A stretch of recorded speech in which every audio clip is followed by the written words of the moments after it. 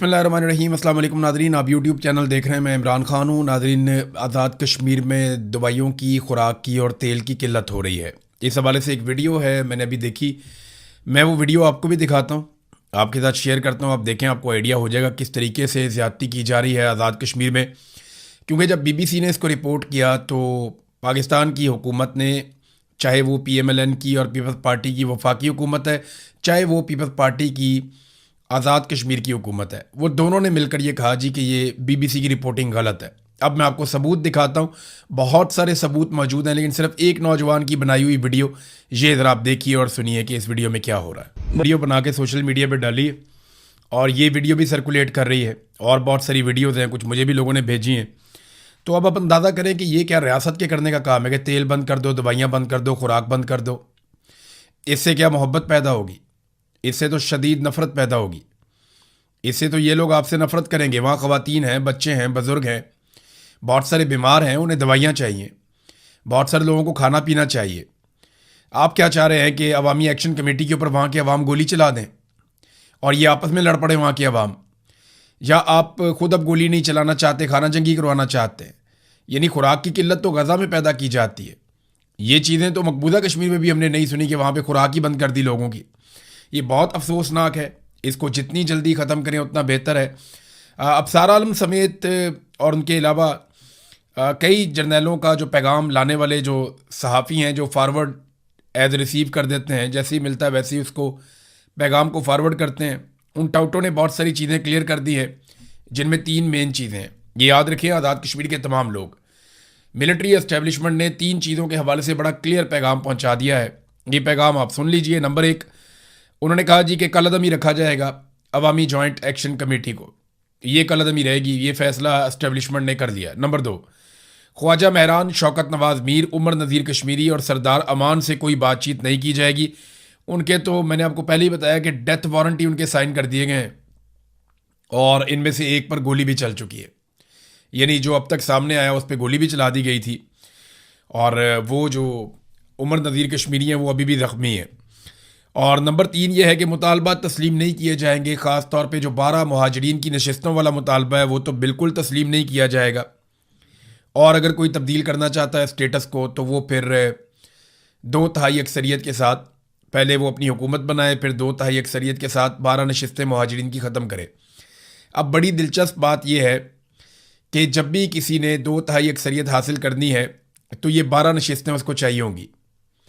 इन 12 नशस्तों के बगैर तो नामुमकिनात में से है कि किसी के पास 2/3 अक्सरियत आ जाए। अब अगर एक पॉलिटिकल पार्टी हुकूमत बना लेती है तो ये 12 नशस्तें अपने पास रख लेती है एस्टेब्लिशमेंट, तो वो कभी भी आइन में तरमीम नहीं कर पाएगी, तब्दीली नहीं ले पाएगी, 2/3 अक्सरियत पूरी नहीं होती।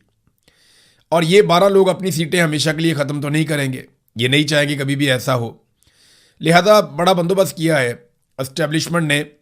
लेकिन अगर सारी जमातें मिलकर एस्टेब्लिशमेंट से जान छुड़ाना चाहें, कोई ऐसा वक्त आ जाए पाकिस्तान में तो शायद हो जाए, वरना आज़ाद कश्मीर के ऊपर कंट्रोल बड़ा मजबूत है। लेकिन दूसरी तरफ आज़ाद कश्मीर के जो लोग हैं वो भी पीछे हटने के लिए बिल्कुल तैयार नहीं है। यानी लोग अभी भी बहुत बड़ी तादाद में धरनों में मौजूद हैं, एहतजाज में मौजूद हैं। और उन्होंने कॉल दी थी, वो बढ़ने वाले थे मुजफ्फराबाद की जानिब, लेकिन फजल रहमान साहब ने कहा कि मैं सालसी करवाता हूँ, आप ये एहतजाज मुअख्खर कर दें। तो उन्होंने फजल रहमान साहब की दरख्वास्त के ऊपर अपना एहतजाज मुअख्खर कर दिया। लेकिन बार बार वो अपने जलसे जुलूसों में कह रहे हैं कि हम किसी वक्त भी आगे बढ़ने का ऐलान कर सकते हैं, हम मुज़ाकरात के लिए लचक दिखा रहे हैं, हमारे मुतालबात तस्लीम किए जाएं, वरना हम आगे बढ़ सकते हैं और दोबारा से एहतजाज शुरू कर सकते हैं। अब जब ये आगे बढ़ेंगे तो इनको रोकने की कोशिश की जाएगी, वहीं पर तसादुम होगा, और जब तसादुम होगा तो दोनों तरफ का नुकसान होगा। क्योंकि आज़ाद कश्मीर की ट्रेन ऐसी है, वो लोग ऐसे हैं कि वो मुज़ामत करते हैं और मुज़ामत के अंदर फिर नुकसान होता है। तो इससे अगर बचना है तो आसान तरीका ये है कि समझदार लोगों को आज़ाद कश्मीर के लोगों के साथ बिठाया जाए, जिनका मुज़ाकरात में तजुर्बा है, जिनको समझ है, और मामले का कोई हल निकालने की कोशिश की जाए। शौकत नवाज़ मीर ने एक स्टेटमेंट जारी किया, उस स्टेटमेंट में आपके सामने रख देता हूँ। मैं आपके साथ हूँ, ना मैं गिरफ्तार हुआ और ना ही मैंने मैदान छोड़ा है। हालात और हिकमत अमली का तकाजा है कि कुछ अरसा आप लोगों से दूर रहूँ, मगर मेरा दिल, मेरी सोच और मेरी जद्दोजहद आज भी आपके साथ है। याद रखें, हर मसले का हल लड़ाई नहीं होता, बाज़ औक़ात सब्र, हिकमत और दुरुस्त वक्त का इंतज़ार भी जद्दोजहद का हिस्सा होता है। वो वक्त ज़रूर आएगा जब हमारे ऊपर लगाए गए दहशतगर्दी के तमाम इल्ज़ामात इन्हीं लोगों को वापस लेने पड़ेंगे जिन्होंने ये झूठ गढ़ा है। सच को दबाया जा सकता है, शिकस्त नहीं दी जा सकती। अपनी सफ़ों में इत्तेहाद, नज़्म ज़ब्त और हौसला कायम रखें। हमारी जदोजहद हक, इंसाफ और अवामी हकूक़ के लिए है और हक की आवाज़ कभी खामोश नहीं होती। ये पैगाम दिया है शौकत नवाज़ मीर साहब ने।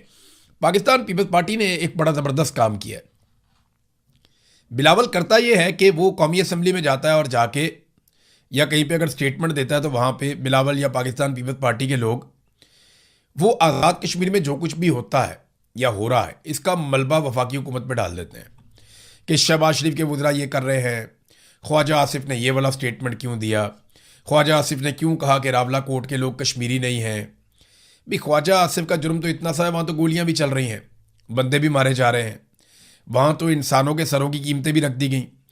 वहाँ की जो आवाम की एक मकबूल जमात है जॉइंट अवामी एक्शन कमेटी, उसके ऊपर पाबंदी भी लगा दी गई, उसे कलअदम करार दे दिया गया। ये सारा कुछ कौन कर रहा है? ये पाकिस्तान पीपल्स पार्टी की आज़ाद कश्मीर की हुकूमत कर रही है। फैसल राठौर उस हुकूमत का वज़ीर आज़म है। तो बिलावल बड़ी चालाकी के साथ ना ये साबित करने की कोशिश करता है कि वो तो अपोजिशन है और ये जो कुछ भी आज़ाद कश्मीर में हो रहा है इसके लिए ज़िम्मेदार बिलावल ठहरा देता है बड़े आराम से शहबाज शरीफ और उसकी हुकूमत को। लेकिन असल में इसके लिए जो बड़ा जिम्मेदार है वो बिलावल खुद है, क्योंकि बिलावल पीपल्स पार्टी है और पीपल्स पार्टी की आज़ाद कश्मीर में इस वक्त जाली हुकूमत है और वो वहाँ जालसाजी के साथ वो तमाम इकदाम कर रहे हैं, चाहे वो उनके रहनुमाओं के सरों के ऊपर इनामात रखना हो, चाहे उस जमात को कलअदम करार देना हो, चाहे फोर्सेस को दावत देकर आज़ाद कश्मीर में बुलाना हो, चाहे बार बार क्रैकडाउन करना हो, गोली चलानी हो। इन तमाम फैसलों के पीछे जो एक फोर्स खड़ी है वो पाकिस्तान पीपल्स पार्टी है।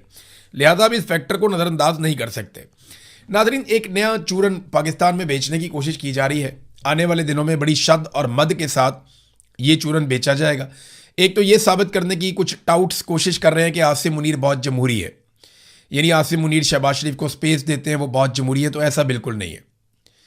आसिम मुनीर जहाँ मौका मिलता है वो वहाँ घुस जाते हैं। वो बिल्कुल जमहूरी सोच उनकी नहीं है। वो अपने हलफ की खिलाफ वर्जी करते हैं। अगर वो हलफ की पासदारी करते तो वो कभी भी डिप्लोमेसी के अंदर रोल प्ले ना करते। हलफ की पासदारी करते तो पूरा इलेक्शन चोरी ना करते। हलफ की पासदारी करते तो सियासी मामलात में मुदाखलत ना करते, एक्सटेंशन और इस्तिस्ना जैसी खुराफात के अंदर ना पड़ते। हलफ की अगर वो खिलाफ वर्जी ना करते तो इतनी सारी जबरी गुमशुदगियाँ ना करते। सहाफ़ियों को, शायरों को और वकला को और पता नहीं किस किस को, इवन पार्लियामेंटेरियंस तक को उन्होंने अगवा करवाया। ये सारा कुछ वो कभी ना करते अगर वो हलफ की पासदारी करते और उनके अंदर एक जमहूरी सोच मौजूद होती। तो एक तो नया चूरन ये है कि जनाब वो बहुत जमहूरी है। दूसरा एक नया चूरन जो है वो बेचा जा रहा है कि इसराइल कहीं आसिम मुनीर साहब को कत्ल करना चाहता है। यानी ये अब खबरें चलना शुरू हो गई हैं, हल्की हल्की इसके ऊपर लोगों ने बातचीत शुरू कर दी है। बाहर से भी एक दो सोर्सेज हैं जिनसे खबर दिलवा दी गई है कि जनाब इसराइल आसिम मुनीर को कत्ल करना चाहता है और उसके लिए कोई बड़ा बारीक वारदात हो रही है। नहीं, ऐसा नहीं है।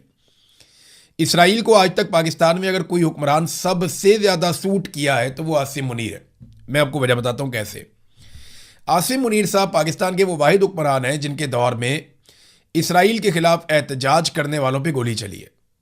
आसिम मुनीर साहब पाकिस्तान की तारीख में वो वाहिद हुक्मरान हैं जिनके दौर में इसराइल के ऊपर या उसके मंसूबों के खिलाफ आप एहतजाज करने निकलें तो आपको गिरफ्तार किया जाता है, आप पे गोली चलाई जाती है, आपके ऊपर सख्ती की जाती है, आप पर छापे मारे जाते हैं, आप पर क्रैकडाउन किया जाता है।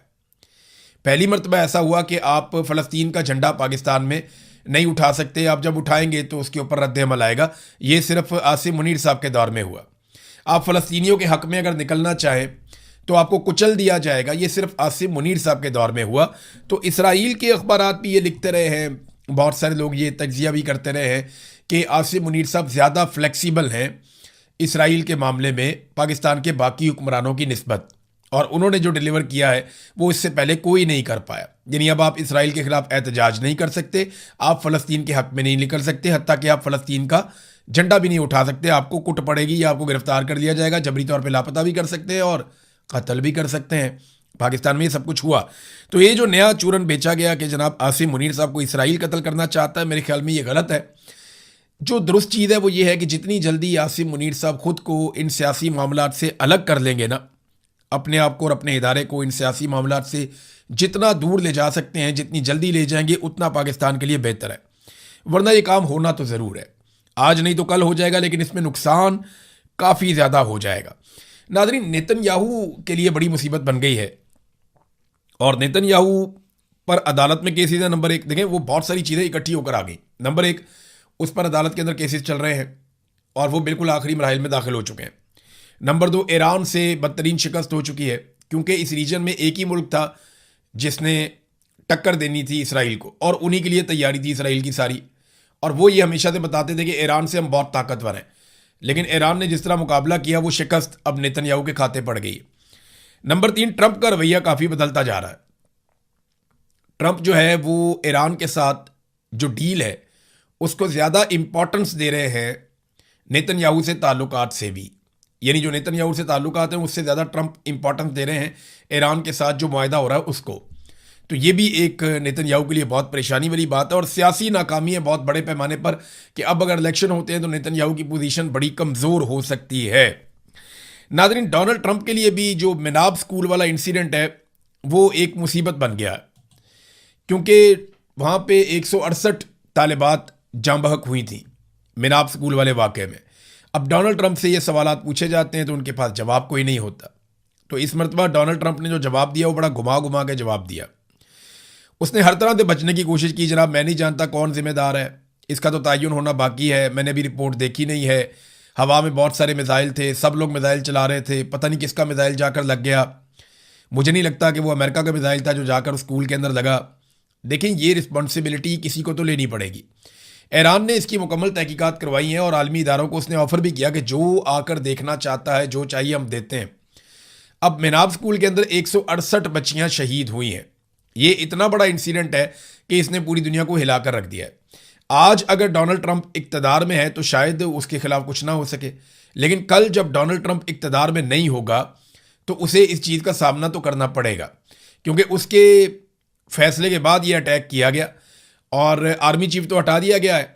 जिसके दौर में ये अटैक हुआ था वो तो डोनाल्ड ट्रंप की हुकूमत ने, उसके वज़ीर दिफा ने, पीट हेग्सेट ने खुद ही आर्मी चीफ हटा दिया, 10 के करीब जर्नैल और भी हटा दिए। तो पीट हेग्सेट जो है वो एक के बाद एक जर्नैल अमेरिका में तब्दील कर देता है, वो पूछता भी नहीं है उससे कितना ताकतवर है अमेरिका का वज़ीर दिफा। और एक हमारा वज़ीर दिफा है जिसकी ये हैसियत है कि उसको कोई भी फ़ोन करके डांट देता है और उससे ट्वीट डिलीट करवा देता है। ये बड़ा अनफॉर्चुनेट है। वज़ीर दिफा की इतना थोड़ा बहुत हौसला हिम्मत तो होनी चाहिए, लेकिन पाकिस्तान में ऐसा सच है नहीं। नादरीन, मिनाब स्कूल का वाक़या जो है वो अब डोनाल्ड ट्रंप के सामने आस्ता आस्ता आना शुरू हो गया। चंद चीज़ें जिनका डोनाल्ड ट्रंप को आने वाले इंतखाबात में सामना करना पड़ेगा, क्योंकि मिड टर्म इलेक्शन नवंबर में अमेरिका में आएंगे। अगर डोनाल्ड ट्रंप ये इलेक्शन हार जाता है तो उसके पास अक्सरियत नहीं रहेगी, फिर डोनाल्ड ट्रंप को इम्पीच किया जाएगा। ये डोनाल्ड ट्रंप खुद कह चुके हैं कि अगर मैं मिड टर्म इलेक्शन हार गया तो 100% मुझे इम्पीच किया जाएगा। और अगर डोनाल्ड ट्रंप को इम्पीच किया जाता है या उसका मुआखजा किया जाता है तो रवायत तो यही है कि डोनाल्ड ट्रंप को पीछे हटना पड़ेगा। अब देखते हैं डोनाल्ड ट्रंप रवायत पूरी करते हैं या कंटिन्यू करते हैं, लेकिन वो एक इंतहाई कमज़ोर सदर होगा जो किसी किस्म की कोई कानून साजी नहीं कर पाएगा, किसी किस्म का कोई फैसला नहीं कर पाएगा अगर वो नवंबर का इलेक्शन हार जाता है तो। ये डोनाल्ड ट्रंप की इस वक्त सिचुएशन है। डोनाल्ड ट्रंप को जो सामना करना पड़ेगा, नंबर एक तो वो एप्स्टीन फाइल, ये सारा मामला, अभी फाइलें तैयार हैं, एक एक चीज़ निकाली गई है, एक एक चीज़ की वीडियोस और डॉक्यूमेंट्रीज बन रही हैं और ये तमाम चीज़ें तैयार हो जाएंगी अगस्त और सितंबर तक। सितंबर अक्टूबर में ये पूरी कंपेन एक लॉन्च की जाएगी और नवंबर में डोनाल्ड ट्रंप को इलेक्शन में शिकस्त दे दी जाएगी। जो प्लानिंग है डोनाल्ड ट्रंप के मुखालिफिन की वो है। तो एक तो एप्स्टीन फाइल का मामला है, दूसरा डोनाल्ड ट्रंप ने जो ईरान के साथ लड़ाई लड़ी, बेवकूफ़ाना किस्म की एक शिकस्त अमेरिका को दिलवाई, अमेरिका के तमाम फौजी अड्डों को बहुत बड़ा नुकसान पहुंचा। अब वो कह रहे हैं कि 87 अरब डॉलर, 87 बिलियन यूएस डॉलर्स वो दिए जाएं, वो कांग्रेस हवाले करे पार्लियामेंट पेंटागन के, ताकि वो अपना नुकसान पूरा करें। अब ये भी डोनाल्ड ट्रंप ने ही कहा और बाकायदा पेंटागन ने इसकी डिमांड भी की